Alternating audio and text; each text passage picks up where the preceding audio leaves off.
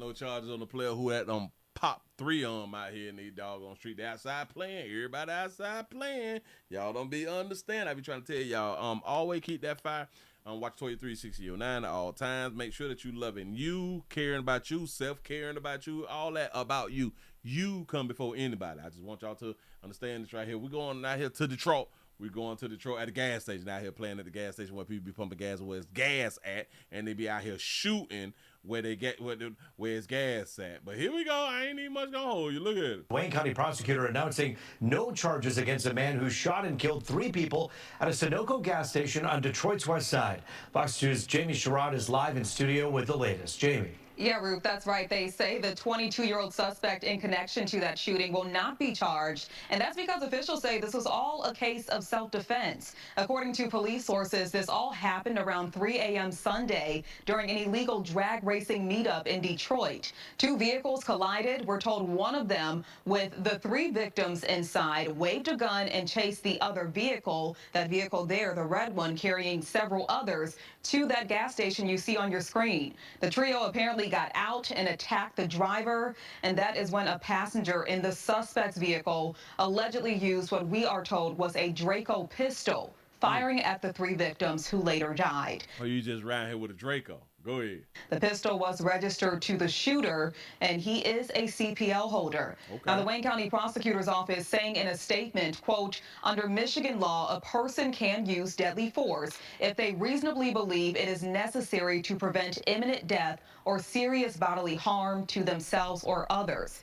After a careful review of the facts and evidence, WCPO has determined that the warrant will be denied for insufficient evidence to prove beyond a reasonable doubt that the suspect did not act in lawful self-defense and in defense of others. Now, we did reach out to the parents of the victims, and understandably, they did not want to speak at this time.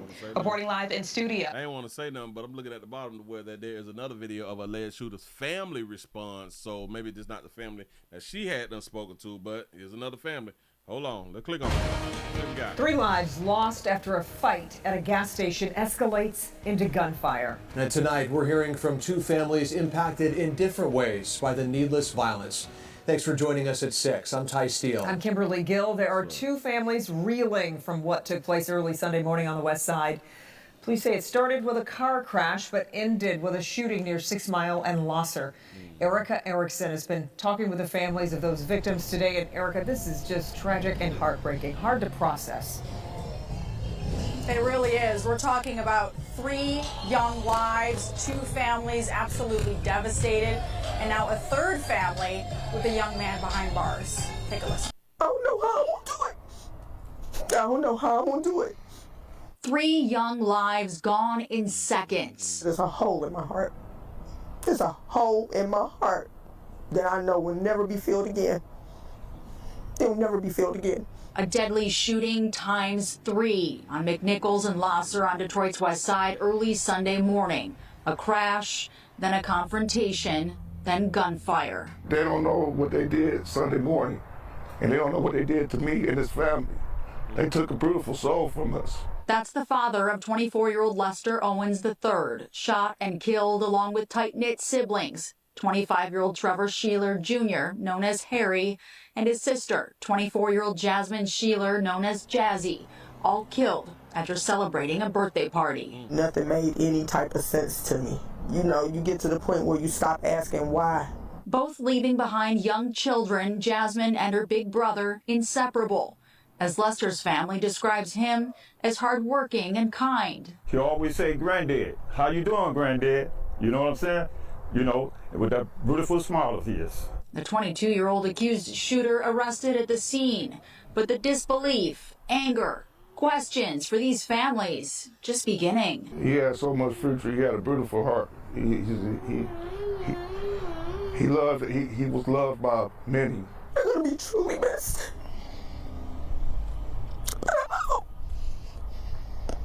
I love him.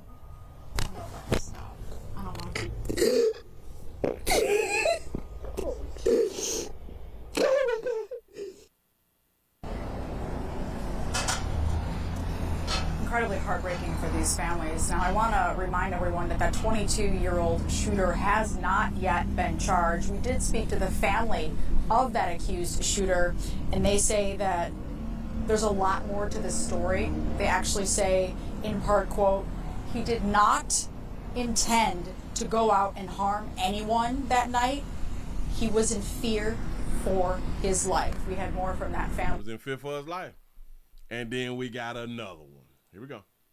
We begin with breaking news tonight. Prosecutors declining to charge the man who shot and killed 3 people at a Detroit gas station, citing self-defense. Thank you for joining us. I'm Simon Shaquette. And I'm Heather Catalo. It's a story we've been following since the weekend, and tonight it's raising new questions about conflict, guns, and choices that can turn deadly in an instant. All this unfolded around 3 a.m. Sunday at a gas station near McNichols and the Redford Township border. 7 News Detroit's Randy Wimbley is your Detroit reporter following this developing story, hearing from the outraged and grieving family of one of those victims, a community activist, an attorney, and he's breaking down why prosecutors say their hands are tied. Yeah, devastating news for those families. The man who fired those shots was released from police custody early Wednesday. Authorities saying there simply is not enough evidence to prove that he was not acting in self-defense. The man who shot and killed Lester Owens and Trevor and Jasmine Sheeler at a gas station on the city's west side Sunday will not face charges. That news coming from Wayne County prosecutor Kim Worthy's office, which stated Wednesday, after a careful review of the facts and evidence. I want y'all to understand, right now they're showing you what happened, which it should have been showed. But who shot and killed Lester Owens and Trevor and Jasmine. So the shooter is in the red car. Remember that now. The shooter in the red car. Sheeler at a gas. This family. They just jump out of this car, running up to him at the car. Gas station on the city's west side Sunday will not face charges. That news coming from Wayne County prosecutor Kim Worthy's office, which stated Wednesday, after a careful review of the facts and evidence, the Wayne County prosecutor's office has determined that the warrant will be denied for insufficient evidence to prove beyond a reasonable doubt that the suspect did not act in lawful self-defense and in defense of others. That news comes as a gut punch for the families of the deceased, including Lester Owens' father. They premeditated everything before they got in their vehicle, what they were going to do. They were going to hit the car, get somebody to come out, and tell them and then shoot, because they already felt cocky because they ride around with 3 guns. You let murderers out to do it again. The murderers are not the victims. How did he know that? He said that they had already sought up a plan to make people run into the back of them, and once they get out there, they were going to shoot. How did they know? How does he know that? Strange. Premeditated everything before they got in their vehicle, what they were going to do. They were going to hit the car, get somebody to come out, and tell them and then shoot. He said that they was going to hit the car, not have somebody that run into like the back of them and then jump out. No. They was going to hit the car? They already felt cocky because they ride around with 3 guns. You let murderers out to do it again. The murderers are not the victims. I'm the victim. Lester, my son, is the victim, and those 2 people that were killed are the victims.